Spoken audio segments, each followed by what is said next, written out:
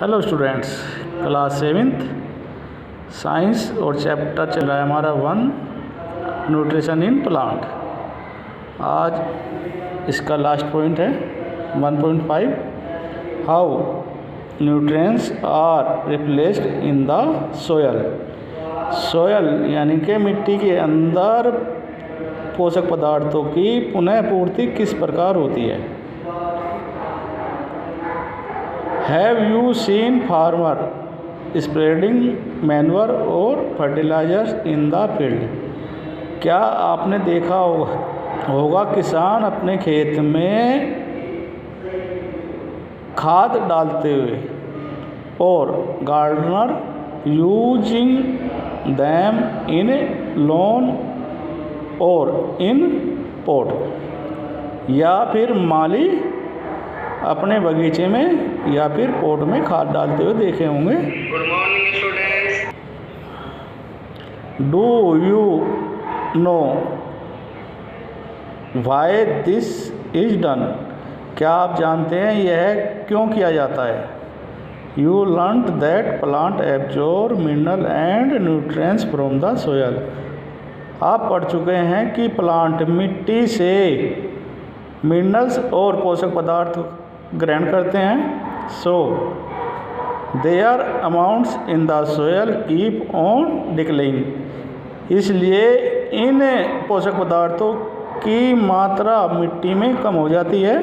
Fertilisers and manures contain nutrients such as nitrogen, phosphorus, potassium etc।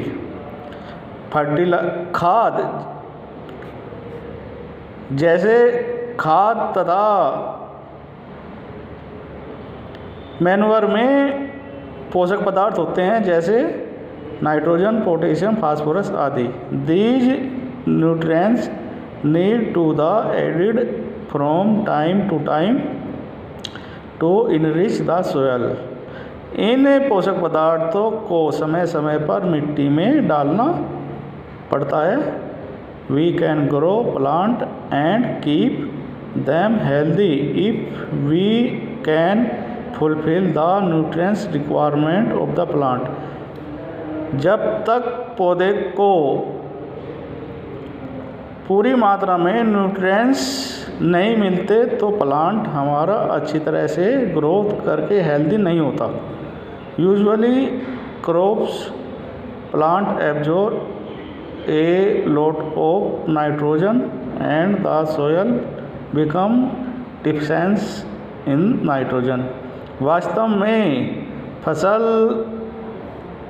Nitrogen को अधिक मात्रा में ग्रहण करती है, जिसके कारण मिट्टी में नाइट्रोजन की मात्रा कम हो जाती है। You learn that though nitrogen gas is available in plenty in the air. आपने पढ़ा है कि हवा में नाइट्रोजन गैस उपलब्ध होती है। Plant can not use it, लेकिन प्लांट इसका उपयोग नहीं कर सकता। In the minor they can use carbon dioxide. यह कार्बन डाइऑक्साइड का यूज करता है। They need nitrogen in a soluble form. इन्हें घुलित नाइट्रोजन की आवश्यकता होती है। They bacterium called rhizobium can take atmospheric nitrogen and convert it into a useful form. Rhizobium वातावरणीय नाइट्रोजन को लेता है और उसे एक उपयोगी पदार्थ में बदल देता है। But Rhizobium can not make it own food. लेकिन राइजोबियम अपना भोजन स्वयं नहीं बनाता। So it often lives in the root of grams, peas, moong, beans and other leguminosae and products from the nitrogen. यह चना, मटर, मूंग, सेम तथा दूसरे फलीदार पौधों की जड़ों में रहता है और इन्हें नाइट्रोजन प्रदान करता है। इन रिटर्न और बदले में the plants provide food and shelter to the bacteria, और बदले में प्लांट से यह भोजन और स्थान लेता है। दे दस हैव ए सिम्बायोटिक रिलेशनशिप, इस प्रकार यह एक सहसंबंध बनाता है। This association is a great significance for the farmer, यह सहसंबंध किसान के लिए एक महत्वपूर्ण है। They can reduce the use for nitrogen fertilisers where leguminous plant and grow. Leguminosae फलीदार पौधों में फर्टिलाइजर नाइट्रोजन के खाद को नहीं डालते क्योंकि इन्हें इसकी आवश्यकता नहीं होती।